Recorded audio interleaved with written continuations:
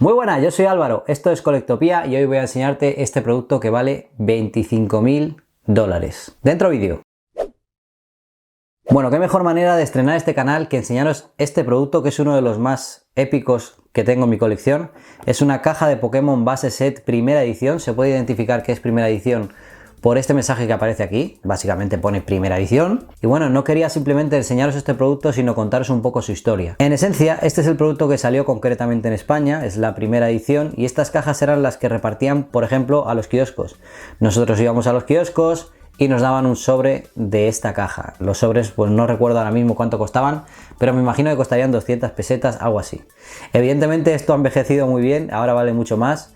Si os fijáis en los precios que da Car Market, que suelen estar un poquito por encima a lo mejor del precio que se podría conseguir, pues estas cajas están desde 20.000 euros para arriba, 25.000 incluso más. Y sucede lo mismo con el resto de ediciones, la edición alemana, la edición italiana, y ya no os quiero ni contar la edición inglesa. Podéis imaginar lo que vale, porque gente como Logan Paul, pues evidentemente fue parte de ese boom que hubo en la pandemia con las cartas Pokémon, y el precio de estas cajas pues subieron muchísimo. Oh no.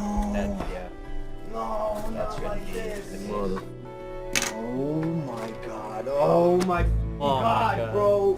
G.I. Joe? It could have been anything else.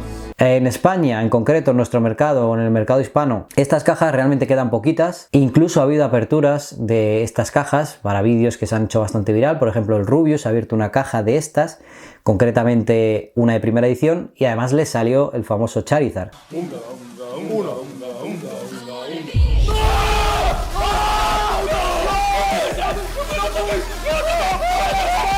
Creo que era un sorteo y las personas pagaban 1.000 euros por cada sobre o algo así. Entonces de una caja como esta pues saldrían 36.000 el valor de la caja completa. Contando también que en una caja de este tipo hay más o menos en promedio 12 sobres que contienen cartas holográficas. ¿Qué tipo de cartas holográficas te pueden tocar? Pues bueno, aquí tenemos el trío de la muerte, que sería Charizard, Venusaur y Blastoise holográficos. Serían las cartas realmente más caras, junto con algunas como Alakazam, Mewtwo, creo que es un poco las que son más caras. En este caso concreto, estas cartas no son primera edición, pero bueno, os podéis hacer una idea más o menos de las cartas que había en esta colección. Y otra curiosidad, por ejemplo, es que el propio Rubius, esto estaba organizado por un youtuber que se llama Darizar, que se dedica al coleccionismo de cartas, iban a formar la apertura del siglo, y estas cartas provienen precisamente de esta apertura, la apertura del siglo. Era una edición limitada de 200 cartas, si no me equivoco. En este caso son las holográficas, yo tengo dos, tengo también una que no es holográfica. Y estas cartas eran las que iban a dar a los participantes o a las personas que iban a asistir, algo así. Es una carta muy bonita porque aparece pues un diseño del Rubius, esto es un diseño bastante chulo. También aparece un futbolista, el propio Darizar, está bastante guay. Y aquí podéis ver detrás que además pone la apertura del siglo. Este fue un evento que se canceló, entonces considero que es una carta que es bonita porque al final era algo que iba a formar parte del Rubius. No sé realmente por qué se canceló, si fue cosa suya, pero bueno, una curiosidad más del mundo youtuber y del mundo coleccionismo. Ahora, si os parece, vamos a proceder a abrir esta caja, que como podéis ver la tengo en una caja de metacrilato. Este producto pues realmente, lamentablemente, al ser un producto tan caro, pues no lo tengo aquí en mi colección, porque aquí en mi casa vivimos muchas personas, entra mucha gente y podría desaparecer cualquier día. Entonces es un producto que tengo que tener bien protegido, pero lo he traído en esta ocasión especial para este vídeo. Vamos a abrirlo, os lo voy a enseñar y os voy a dar algunas anécdotas y algunas curiosidades de este producto, porque, ojo, cuidado, hay mucha falsificación. Bueno, primeros detallitos que podemos ver sin llegar a quitarle el metacrilato. Como podéis ver, tiene ahí unas marcas que son del plástico, pero no es una rotura, es simplemente de estirar el plástico, probablemente metiendo el dedito para ver si debajo los sobres que había eran originales. Yo ya hice la prueba en su día, como entiendo que hizo mucha gente, porque estas cajas pues seguramente han pasado por muchas manos. En concreto esta caja yo la compré en Estados Unidos y además tuve suerte con aduanas, dejémoslo ahí, ¿vale? Tuve suerte. Si os preguntáis, la pregunta del millón, ¿cuánto me costó? Bueno, no tengo problemas en deciros que más o menos me costó menos de la mitad del precio de mercado, ¿vale? Bastante menos de la mitad del precio de mercado. Tampoco voy a decir el precio exacto, pero ahí os podéis hacer una idea.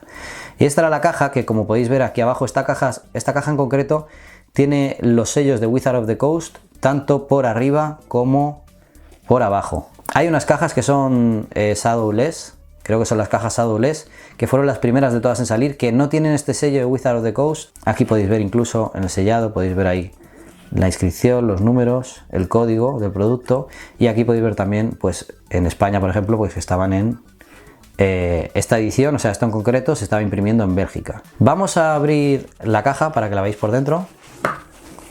Cada rajita que puedas hacer en la caja, pues la verdad es que luego te puede costar unos cuantos miles de euros en el momento de venderla.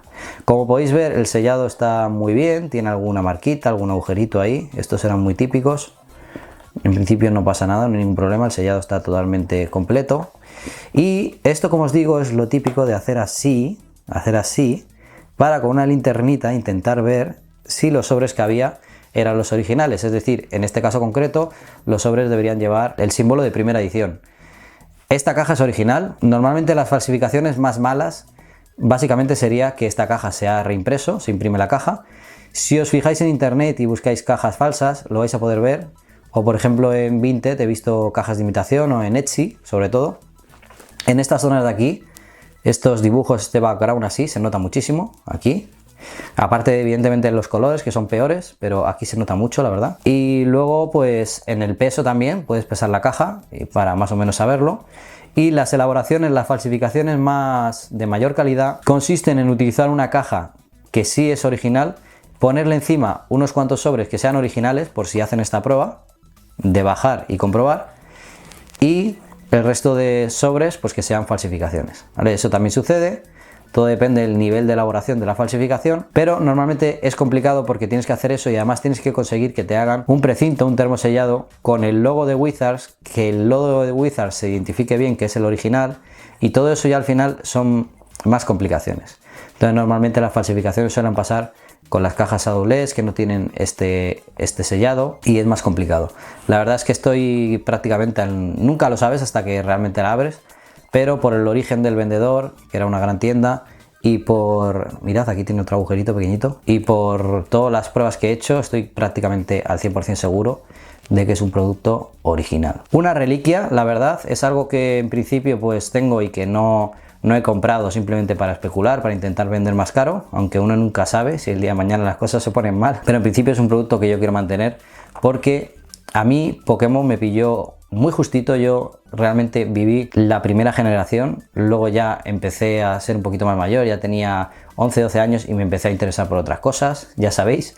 Entonces realmente lo que viví de Pokémon fue la primera generación y para mí tiene un valor nostálgico muy potente, aunque luego la verdad es que he tenido un poquito de anemoya con el resto de generaciones con el paso del tiempo, pero bueno, es un producto épico, muy bonito. Y aquí lo podéis ver. Bueno, ¿qué opinión me merece? ¿Pagaríais 20.000 euros por un producto así? ¿Pagaríais 10.000, 5.000? ¿Pagaríais 1.000 euros por un producto así? Al final, por una caja sellada con un montón de cartoncitos dentro.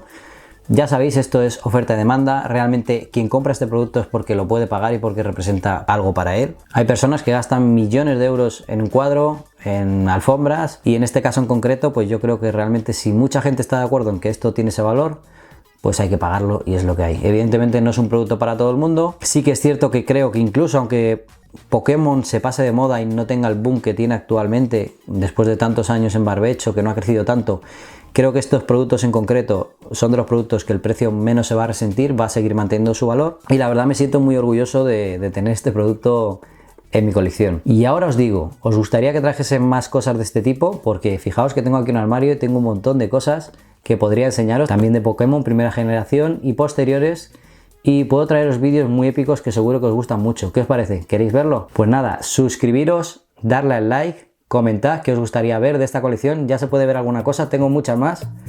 Un saludo y hasta la próxima.